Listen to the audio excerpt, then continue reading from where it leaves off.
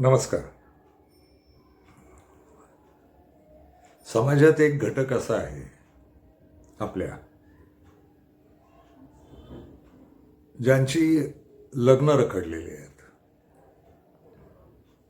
आणि यांच्याकडं अख्खा समाज मिळून आपलं फारसं लक्ष नसतं.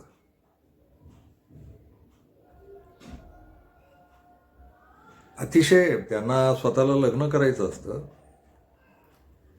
आणि त्यांची लग्न होत नाहीत.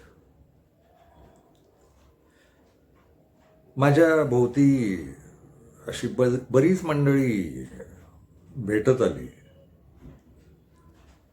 ज्यांची वेगवेगळ्या कारणांनी लग्नच होत नाहीत.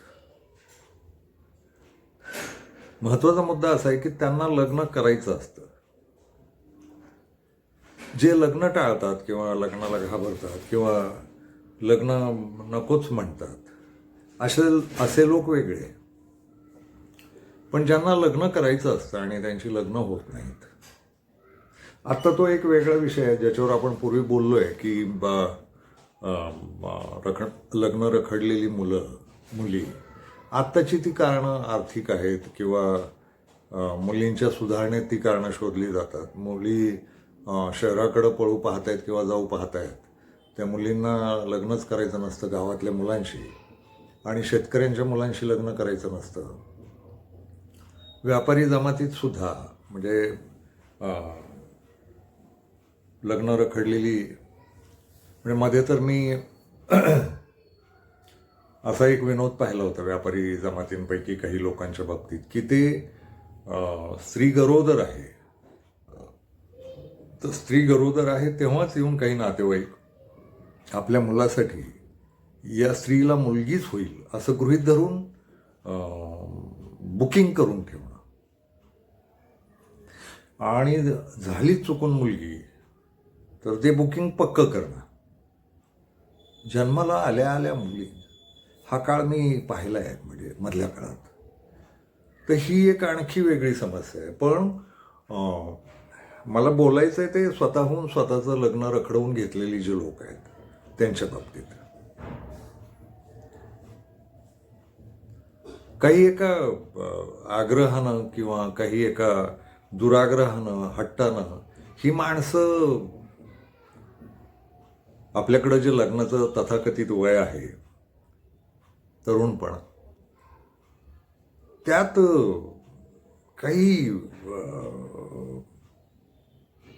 काही गोष्टींमध्ये अडकून लग्नच होत नाही त्यांची. त्यांना ती करायची असतात, पण त्यांचे स्वतःचे हट्ट पण असतात काही. विशेषतः त्या हट्टाबद्दल मला बोलायचं आहे. म्हणजे मला खूप काळजी वाटते ज्यांना लग्न करायचं असून सुद्धा लग्न होत नाही, तर त्यांच्याबद्दल कणव येते, माया दाटून येते. यांची लग्न व्हायला पाहिजेत असं वाटत राहतं. आपली समाज स्थिती किंवा आपल्या समाजाची धारणा लग्न या व्यवस्थेबाबतीत अतिशय साचेबद्ध, कोंडवाड्यागत अशी चिंचोळी वगैरे आहे.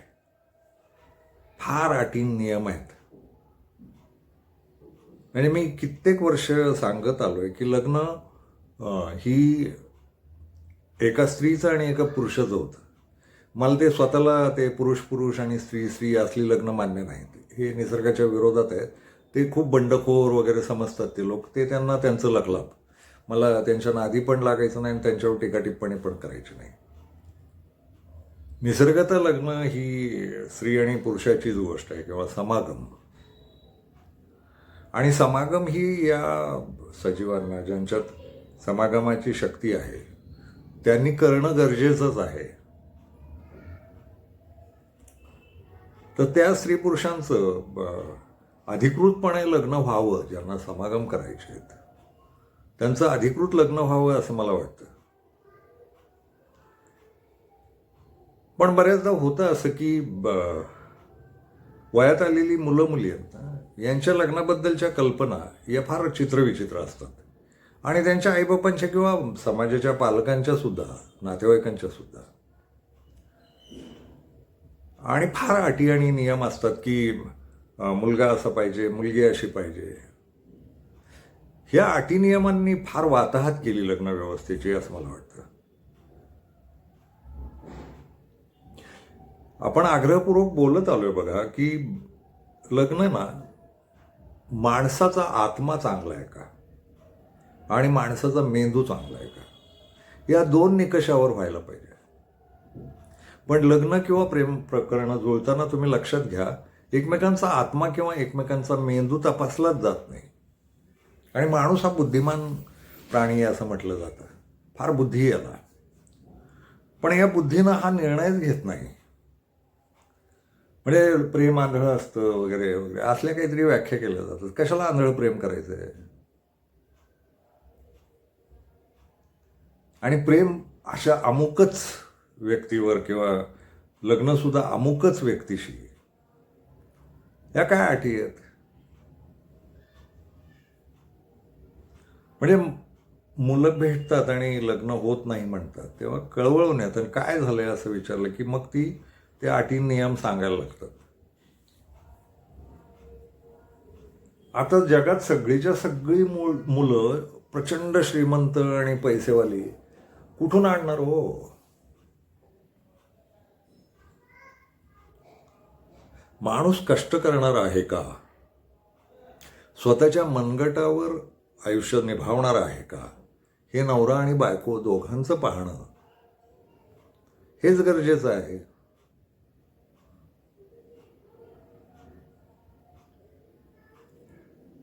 तर तसं नाही पाहिलं जात.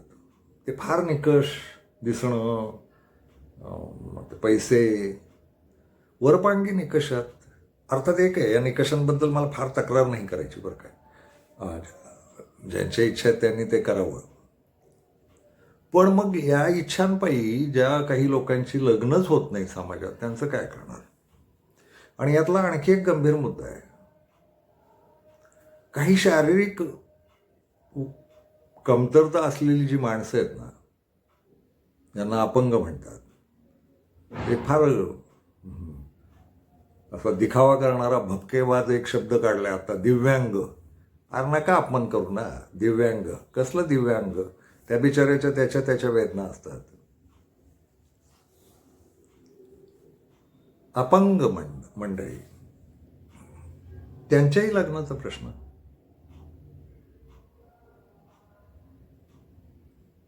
तर हा एक अतिशय कोंडवाड्यासारखा असा होऊन बसलेला प्रश्न आहे. आणि त्यातला तो जो बारीक नाजूकसा वर्ग आहे ना, की जो स्वतःच्या अटी लावतो, ती मुलं मुली, ती मला गृहीत आहेत आता.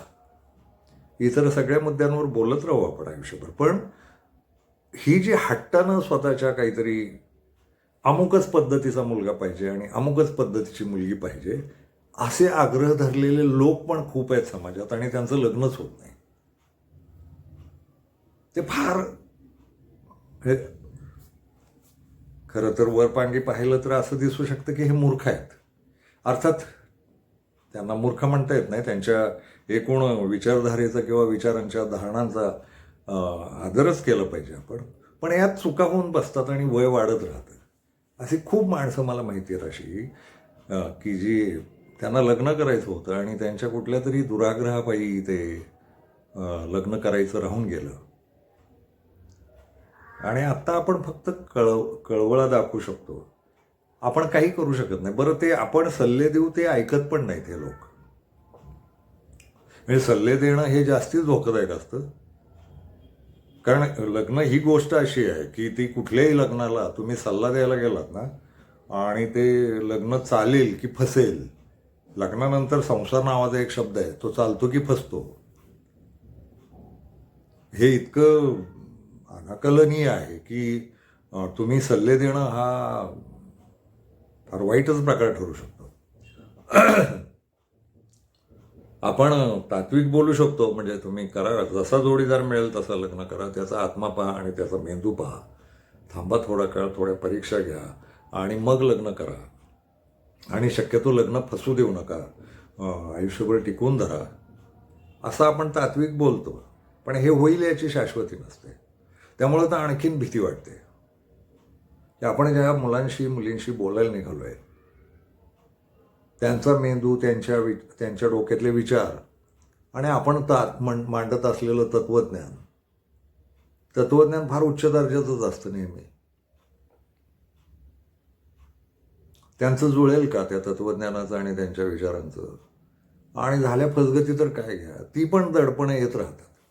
कळवळून वाटत राहते यांची लग्न व्हावीत आणि भीती पण वाटत राहते की आपण देतोय ते सल्ले चुकीचे तर नाहीत ना. म्हणजे मला एक साधी जीवनाची रेख मांडायची आहे. ती अशी आहे की वयात आल्यावर लग्न झालं पाहिजे, एका मुलाला मुलगी आणि मुलीला मुलगा मिळाला पाहिजे आणि दोघांनी निष्ठेनं संसार पुढं केला पाहिजे. आयुष्यभर कष्ट केले पाहिजेत, कष्टावर पैसे कमवले पाहिजेत आणि एकमेकांना एकमेकांचा आधार झाला पाहिजे आणि हे मरेपर्यंत असलं पाहिजे. ही आपली साधी भोळी सरळ मार्गी अशी धारणा आहे. ही धारणा जशी आहे त्यात सगळे लोक बसतात असं होत नाही, कारण बाहेरचं वास्तव आणखी वेगळंच आहे. माणसांना आपण कितीही समजावलं ना, शांत व्हा, समजूतदार व्हा, माणसं तशी होतील याची शाश्वती नाही. माणसांचं कधी कुठल्या क्षणी काय बिनसेल, माणसांना कधी कुठल्या क्षणी आपल्या जोडीदारांचा राग येईल, काय ग्रह दुराग्रह असतील, अहंकार असतील, सांगता येत नाही. म्हणजे लग्नानंतर आपल्या स्वतःच्या स्त्रियांवर अन्याय करणारे पुरुष आणि लग्नानंतर आपल्या पुरुषांवर अन्याय करणाऱ्या स्त्रिया, हे पण दिसतं समाजात. आणि जे मग आपल्याशी संबंधित होतात आणि विचारतात लग्न कसं होईल किंवा लग्न कसं करावं किंवा लग्न होईल का, तर ते सांगणं अवघड जातं. आणि समाजात लग्न व्यवस्था अशी होऊन बसली आहे, ती 50-50% आहे. ती केलं तरी चांगलं, नाही केलं तरी चांगलं. म्हणजे केलं तरी पस्तावा, नाही केलं तरी पस्तावा, असं ते 50-50%चा खेळ आहे लग्न. यातनं कधी समाज मार्ग काढणार आहे का असा प्रश्न पडतो. आणि अशा व्यापक चर्चा होताना दिसत नाहीत. आपल्या सगळ्या गोष्टींना जबाबदारी असलेली सरकार येतात जातात, ते सगळं करतात. ते प्रेमविवाह करणाऱ्यांना अनुदानं देतात, भांडीकुंडी देतात, सगळं करतात. सरकारी लग्न यंत्रणा पण आहे. पण ज्यांची लग्न जुळत नाही त्यांच्यावर सरकार काही करत नाही, स्वतः समाजही काही करत नाही. आणि हे जे स्वतःच्या हट्टानं लग्न रखडलेले लोक आहेत ना, याचं करायचं काय हा प्रश्न पडतो. लग्न व्यवस्थेतलं सगळ्यात महत्त्वाचं आहे. अनेक गोष्टी आहेत. लग्न म्हणजे नुसतं लैंगिकता नव्हे, पण लैंगिकता नाही असं लग्नात होत नाही. लैंगिकता ही सुद्धा मुख्य गरज आहे लग्नाची. आणि ती रखडलेले लोक तर गंभीर मुद्दा तो आहे. त्यांच्या स्वतःच्याच हट्टानं ते लग्नापासून काहीतरी आटीबिटी लावून लांब पळालेले असतात आणि लैंगिकतेचं काय करायचं स्वतःच्या, हा त्यांच्या पुढचा प्रश्न असतो. आणि मग खूप कळवळायला लागतो. आपण काय करू शकतो? आपण काही करू शकत नाही. असं वाटत राहतं की यांना किमान लैंगिकतेसाठी तरी एक जोडीदार मिळावा. आणि तोवर वयं निसटलेली असतात आणि मग ती खंत मनाशी बाळगत जगतात. हे कुडत जगत राहतात ही लोक. त्याचा त्रास होत राहतो, त्यांचं कुडणं आपल्याला कळत राहतं. आणि आणखी एक आहे, महाराष्ट्रभर माझ्याशी अशा पद्धतीची खूप जुळलेली माणसं आहेत जी माझ्याशी मोकळेपणानं या गोष्टी बोलत राहतात. मी त्यांच्याशी बोलत राहतो, त्यांचा आई होऊन, त्यांचा बाप होऊन त्यांच्याशी बोलत राहतो, पण माझ्याकडे इलाज नाही त्याचा. मला वाटत राहतं यांनी कुठल्याही वयात आपल्या वयाला साजेसा जोडीदार शोधावा आणि आपल्या समागमाच्या आणि मानसिकतेच्या सगळ्या गरजा भागवून घ्याव्यात. पण ती खूपच दुर्लभ गोष्ट होऊन बसते. आणि आपण जेव्हा काही सुचवतो की या अमुक एक मुलगा आहे आणि अमुक एक मुलगी आहे, तुमचं लग्न होऊ द्या, तर त्यातही ते एकमेकांच्या खतखोड्या काढत बसतात. म्हणजे ते थोडं चीड आणणार आहे, पण इलाज नाही याला. आणि मग इथं डोकं आपलं बुंग होऊन जातं आणि काय म्हणजे काय करावं. सरकार तरी काय करणार असा प्रश्न पडतो. पण सरकारनं हा प्रश्न हातात घेणार आणि अशी तुम्हाला शेकड्यांनी मुलं सापडतील आणि ती माणूस म्हणून त्यांना जपणं गरजेचं आहे. सरकारी व्यवस्था म्हणून, समाज व्यवस्था म्हणून. आणि ज्यांची लग्न रखडलीत ना, त्यांच्या भोवतीचा समाजही त्यांना सुखी नाही जगू देत. तो त्यांच्यात न्यूनगंड तयार करतो की तुमच्यातच काहीतरी कमतरता आहे म्हणून तुमचं लग्न नाही होत. आणि विशेषतः नातेवाईक फार त्रास देतात. परके लोक पण फार विचित्र नजरेनं पाहतात. मुळात एक आहे, लैंगिकतेबद्दल आणि समागमाबद्दल आहे ना, आपला समाज त्या अर्थानं निकोप आणि फार विचारी नाही आहे. स्वतःच्या समागमाची काळजी करणं हे योग्यच आहे प्रत्येक व्यक्तीनं. पण समाज म्हणून आपण दुसऱ्याच्याही समागमाची काळजी करत राहणं, त्याला त्यात मदत करत राहणं हे सुद्धा गरजेचं आहे. त्याचं लग्न होईल, त्याचं नैतिक मार्गांनी काही तो मार्गी लागेल असं काही पाहणं, याची जबाबदारी समाज घ्यायला तयार नसतो. उलट खूप टीका करत राहतात, वाईट बोलत राहतात, निंदा करतात, टोमणे मारतात, नजरांनी सुचवतात, खालीवर पाहतात आणि यांच्यात काहीतरी न्यूनगंड आहे असं, आणि त्यांच्यात तो होतो तयार. घरातले लोक, नातेवाईक, बाहेरचे लोक, समाज अशा माणसांकडे सहानुभूतीनं आणि आपुलकीनं पाहत नाही. त्यातली सहानुभूती पण सोडा, सहानुभूतीची गरज नाही, आपुलकी. आणि कुणी असं म्हणत नाही की ठीक आहे, नाही झालं पण सहज राहू आपण आणि आम्ही तुला नावं नाही ठेवणार. अर्थात एवढ्या मोठ्या समाजाला हे कसं शिकवायला जायचं हा पण प्रश्न आहे. खूप लेखकांनी लिहून ठेवले, मी भाषणं करत फिरलोय, कार्यशाळा घेतल्या नातेसंबंधांच्या, लग्नाच्या, प्रेमसंबंधांच्या, कामं करत राहिलोय, पण इलाज नाही सापडत आहे बरं का. समाज जर या बाजूनं दुरुस्त झाला ना, की कोणी कोणाच्या खाजगी आयुष्यात डोकावत नाही आणि आलंच खाजगी आयुष्य, तर खूप मानवी पातळीवर, उच्च दर्जाच्या पातळीवर, नैतिक पातळीवर पाहिलं जाईल त्याच्याकडे आणि जमलं तर इलाज काढलं जाईल, नाहीतरी समजूत काढून की बुवा ठीक आहे, म्हणजे आम्ही तुझ्याकडे वाईट नजरेनं नाही पाहत किंवा तुझ्यात काहीतरी चूक आहे किंवा वैगुण्य आहे अशा नजरेनं नाही पाहत, असा समाज उभा राहिला तरी ही मुलं फार दिलाशानं जगतील. ते होताना दिसत नाही. ते व्हायला पाहिजे. आणि या मुलांशी मला तेच बोलायचं आहे की तुम्ही पण फार हट्टाल नाकान लागू. तो अमुकच हिरो पाहिजे, त्या हिरोसारखंच पाहिजे, त्या हिरोईनसारखंच पाहिजे. नाही, काही तुमच्या कसल्या अटी आहेत. एक चांगला माणूस या जगात उपलब्ध असतो, एक चांगली स्त्री आणि एक चांगला पुरुष या जगात उपलब्ध असतो. तुम्ही करा ना, फार कशाला अटीबिटी लावताय. आणि आणखी एक आहे, फार अटीबिटी लावून ज्यांची लग्न झालीत ना, ती तरी कुठं सुखी चालली आहेत. 99% समाजातली लग्न आहेत ना, ती वादावादी, भांडणं याच्यातच चाललेले असतात. खरं तर त्यांनी शांत आणि सुखी जगलं पाहिजे, पण नाही होत ते. दोन माणसं समोरासमोर आली ना, तर ती एकमेकांचा मेंदू वाचू शकत नाही. नवरा बायको ही कधीही एकमेकांच्या मेंदूची तपासणी करत राहतात आणि नवऱ्याची इच्छा असते बायकोचा मेंदू आपल्या पद्धतीचा व्हावा आणि बायकोची इच्छा असते नवऱ्याचा मेंदू आपल्या पद्धतीचा व्हावा, आणि ते होत नाही हो. तर एकच इलाज राहतो, दोन्ही मेंदू जसे आहेत ना तसं एकमेकांशी जुळून घेणं. तडजोड हा शब्द आहे त्याला, जुळून घेणं. जर लग्न टिकवायचं असेल तर. लग्न टिकवण्यावरही खूप लोकांचा विश्वासच नसतो, फाडाकण मोडून बिडून टाकतात ते, घटस्फोट आणि काडी मोडन काय काय काय काय.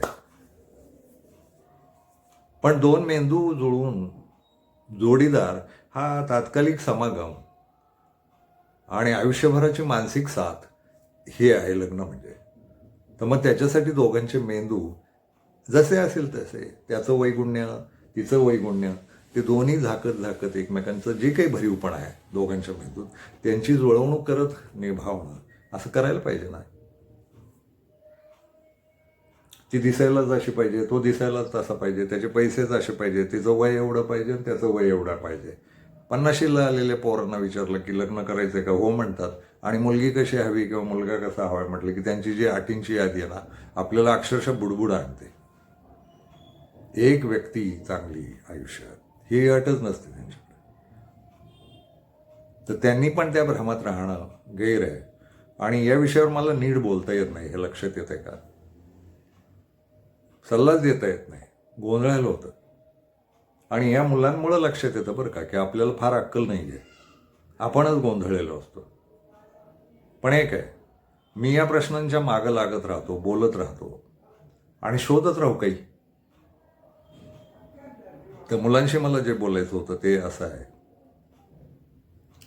सुंदर म्हण आहे एक मराठीत, पदरी पडलं आणि पवित्र झालं.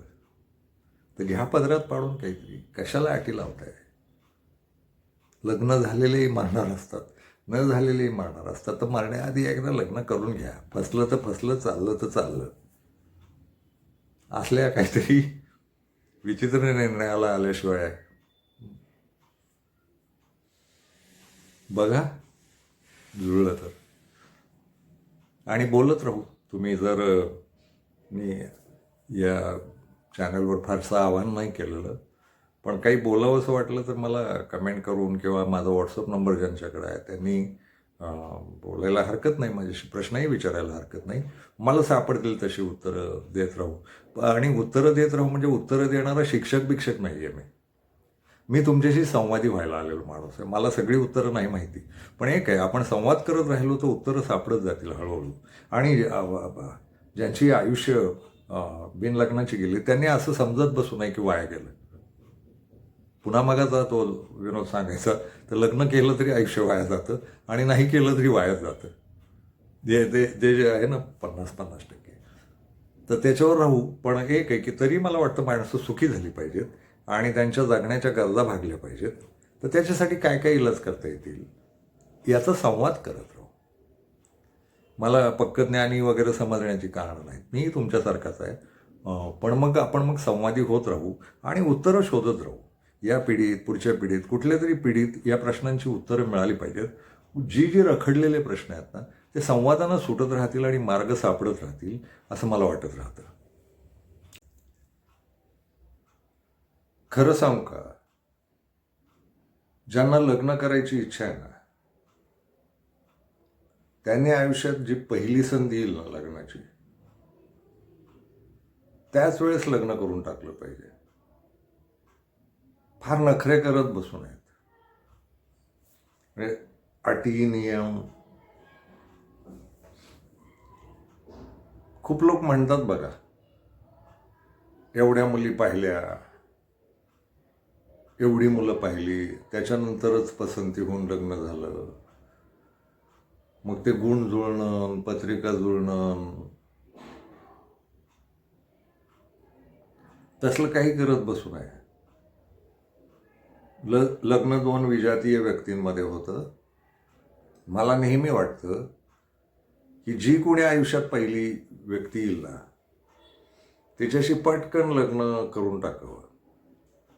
ज्यांना लग्नच करायची इच्छा नाही त्यांच्यासाठी हे नाही, पण ज्यांना लग्न करायची इच्छा आहे ना, आपल्या आईबापांशी बोलावं आणि थेटच उतरावंच लग्नाच्या मैदानात आणि करून टाकावं.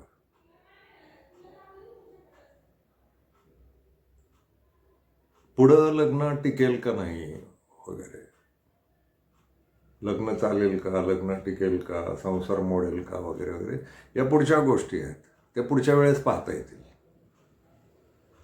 म्हणजे स्वतःच्या नखऱ्यांनी लग्न ज्यांची रखडलीत ना आणि त्यांची वय वाढलीत ना आता खूप सारी, आपल्याकडे ते वयाचा पण खेळ चालतोच खूप मोठा, तर त्यांच्यासाठी नाही काही बोलायचं मला आता, कारण मला काही सुचतच नाही. उठसूट जाऊन समागम करा वगैरे असं नाही म्हणतायत. म्हणजे कितीही वाटत असलं की त्यांचे कुणाशी तरी समागम घडावेत, किमान शारीरिक त्यांची जी काही अतृप्तता राहिलेली आहे ती पूर्ण व्हावी त्यांच्या आयुष्यात, असं कितीही वाटत असलं तरी धाडच नाही होत आपलं तसलं काही बोलायचं. आपण लगेचच संस्कृतीहीन वगैरे ठरण्याची शक्यता असते.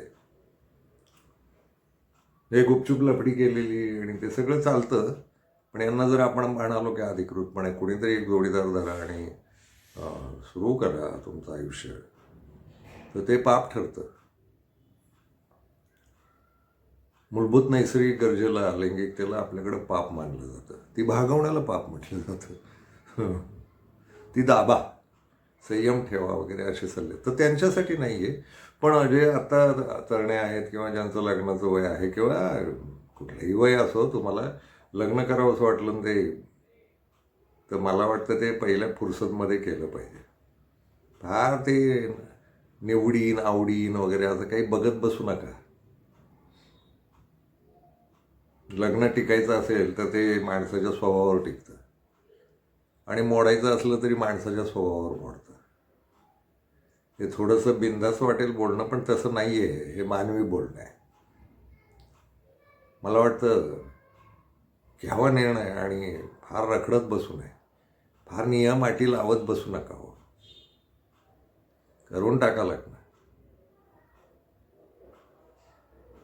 तो मगाशी म्हणाल्याप्रमाणे चाललं तर चाललं, नाही तर फसला असलं डाव आहे. खरं तर चालणं आणि फसणं हे आपल्या हातातच असतं. लग्न कसं टिकवून धरावं आणि चालवावं याच्यावर बोलूच आपण. काही काळजीचं कारण नाही. धन्यवाद.